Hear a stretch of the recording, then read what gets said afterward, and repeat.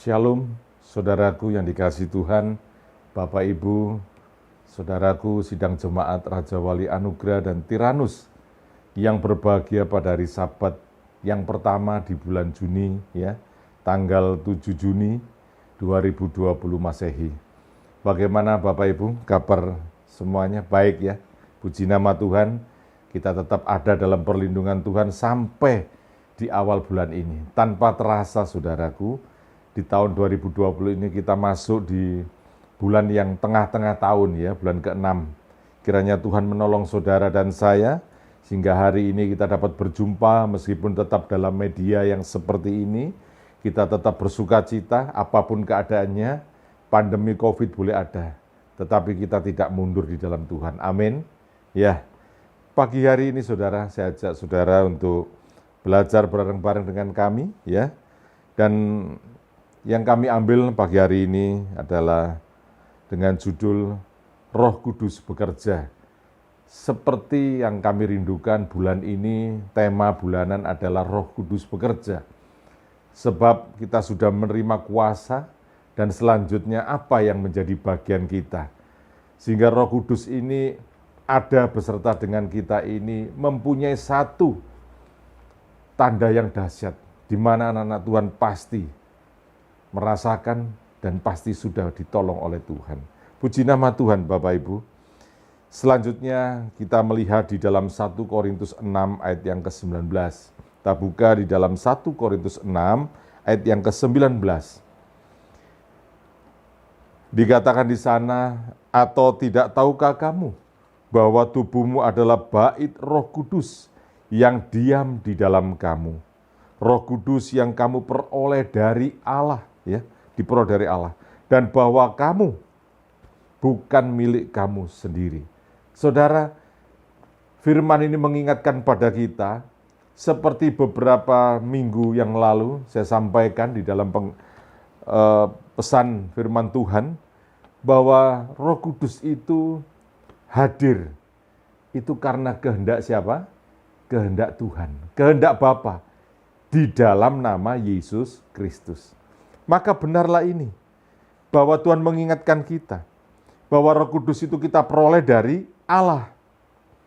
Dan bahkan dikatakan tubuh kita ini pun juga bukan milik kita. Ini menandakan bahwa Tuhan mau, bahwa apa yang dikehendaki Tuhan di dalam hidup kita, pribadi lepas pribadi, harus ada rohnya Tuhan yang bekerja, bersatu, manunggal di dalam hidup kita. Ya, ini tujuannya, supaya kita tahu nanti bagaimana Roh Kudus itu bekerja di dalam hidup kita. Sebab kita tahu di dalam 1 Yohanes 4 ayat yang keempat, ya, 1 Yohanes 4 ayat keempat, dikatakan kamu berasal dari Allah. Jadi kita ini berasal dari Allah. Baik tubuh jasmani ini juga dari tangan Allah yang menciptakan, ya. Kemudian roh yang kita punya ini juga hembusan nafas Sang Ilahi. Dan kemudian berikutnya kita percaya yang namanya Roh Kudus, maka Roh Tuhan itu manunggal di dalam hidup kita. Saya lanjutkan, kamu berasal dari Allah, anak-anakku, dan kamu telah mengalahkan nabi-nabi palsu itu. Sebab roh yang ada di dalam kamu, jadi roh yang ada dalam kita semua, lebih besar daripada roh yang ada di dalam dunia. Kalimat ini sering kita nyatakan, saudara. Kalau kita menghadapi pergumulan, kalimat bahwa roh Tuhan lebih besar dari dunia ini, kita kadang perkatakan. Tapi bagaimana sebenarnya, saudaraku? Apakah benar-benar kita sudah merasakan bahwa Roh Kudus itu bersama dengan kita bekerja dengan dahsyatnya? Maka yang perlu kita pahami di dalam Roh Kudus adalah, yang pertama saudaraku, Roh Kudus adalah parakletos kita. Roh Kudus itu penolong kita yang dijanjikan oleh Tuhan. Seperti yang sudah kita bahas minggu lalu. Di dalam Roma 8 ayat ke-26, Roma 8 ayat ke-26, Rasul Paulus mengatakan, demikian juga Roh membantu kita dalam kelemahan kita. Sebab kita tidak tahu bagaimana sebenarnya harus berdoa. Tetapi Roh sendiri berdoa untuk kita kepada Allah dengan keluhan-keluhan yang tidak terucapkan. Jadi yang perlu kita pahami, Roh Kudus sudah bekerja. Sejak saudara menerima itu, Roh Kudus hadir di dalam hidupmu, Roh itu sudah bekerja, saudaraku, harusnya. Dan saudara harus menyadari, kapan itu saudara bisa merasakan saat kau mengalami kesesakan, masalah. Maka di situ sebenarnya Roh Kudus menolong saudara. Tapi kadangkala kita lupa. Kadangkala kita menyadari dengan keadaan yang salah. Tuhan, kenapa Tuhan tinggalkan aku sendiri? Kenapa Tuhan izinkan masalah ini terjadi? Padahal Tuhan tidak pernah tinggalkan saudara. Parakletos atau roh penolong itu ada dalam hidupmu senantiasa. Ini yang kita lupa, saudaraku. Sering kali anak-anak Tuhan, bahkan mungkin saya juga bisa mengalami hal ini. Oleh sebab itu sadari bahwa Parakletos itu yang berdoa kepada Bapa untuk kita, saudaraku. Di tengah-tengah situasi di mana engkau tidak sanggup berdoa. Karena beratnya masalah. Ya.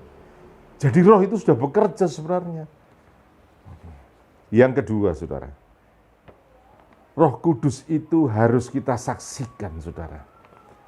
Kuasa-kuasa Roh Kudus itu haruslah kita saksikan. Dan kita harus menjadi pelaku daripada kesaksian itu.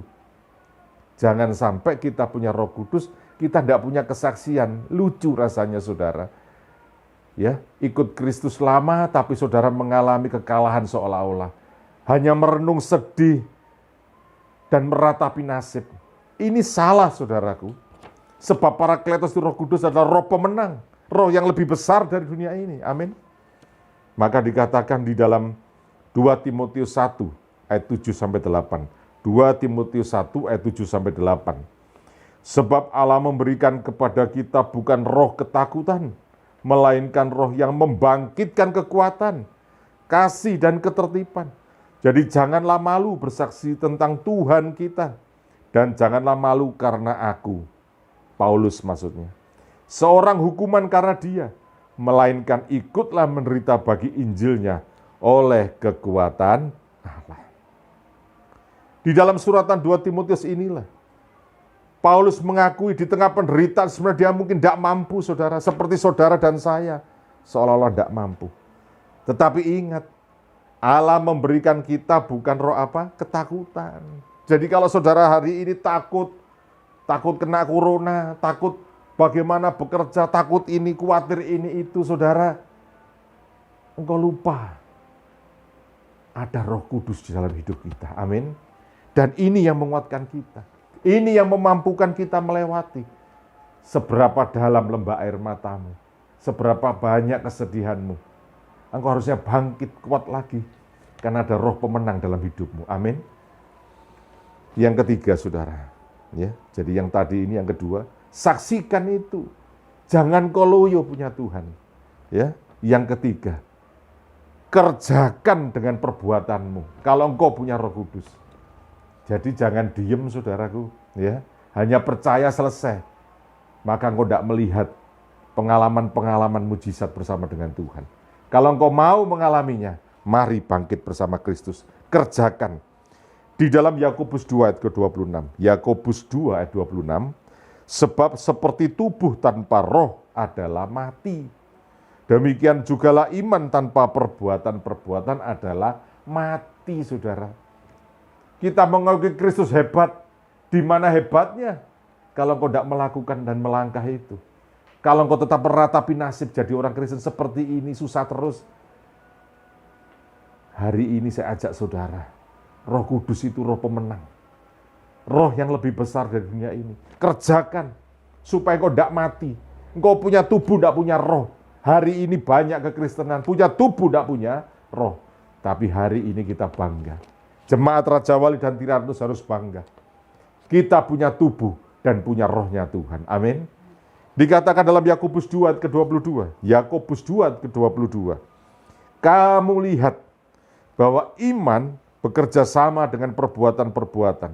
Dan oleh perbuatan-perbuatan itu, iman menjadi sempurna.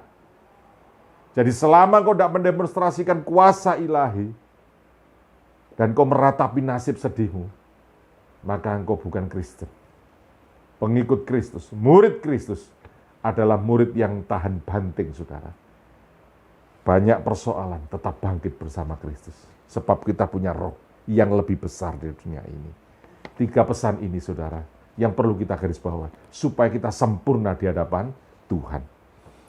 Dan yakinkan, kita bisa dan mampu. Jangan bilang nggak bisa. Kita bisa dan mampu. Di dalam Yeskiel 36 ayat 26. Yeskiel 36 ayat 26. Dikatakan di sana, kamu akan kuberikan hati yang baru dan roh yang baru dalam batinmu. Dan aku akan menjauhkan dari tubuhmu hati yang keras dan kuberikan kepadamu hati yang taat. Hari ini persoalannya bukan masalahmu yang berat, tetapi ketaatanmu bersama dengan Kristus. Jatuh boleh, tapi bangkitlah karena kau punya Roh Kudus yang membangkitkan, ya. Supaya kau melihat mujizat-mujizat yang dikerjakan, kemenangan demi kemenangan dikerjakan. Jangan keraskan hatimu supaya Roh Kudus tinggal di dalam hidupmu dan kau melihat karya keselamatan itu dahsyat dalam hidupmu. Pandemi Covid tidak ada apa-apanya, ya. Masalah ekonomi tidak ada apa-apanya, masalah keluarga tidak ada apa-apanya, selama engkau berpegang dengan rohnya yang kuat. Yang terakhir, dalam Galatia 5 ayat 25. Galatia 5 ayat 25. Jikalau kita hidup oleh roh, baiklah hidup kita juga dipimpin oleh roh. Oleh sebab itu, mari Bapak Ibu Saudara, apa yang tidak mungkin dalam hidup kita, bersama rohnya Kristus, bersama Rohul Kudus, kita mampu melewatinya. Dari kemenangan hari ini, sampai kemenangan demi kemenangan yang akan datang. Puji nama Tuhan, saudara. Pagi hari ini, kita persiapkan perjamuan, dan kita terima semuanya. Yesus manunggal dalam hidup kita. Puji nama Tuhan, saudaraku. Tuhan Yesus memberkati saudara. Haleluya.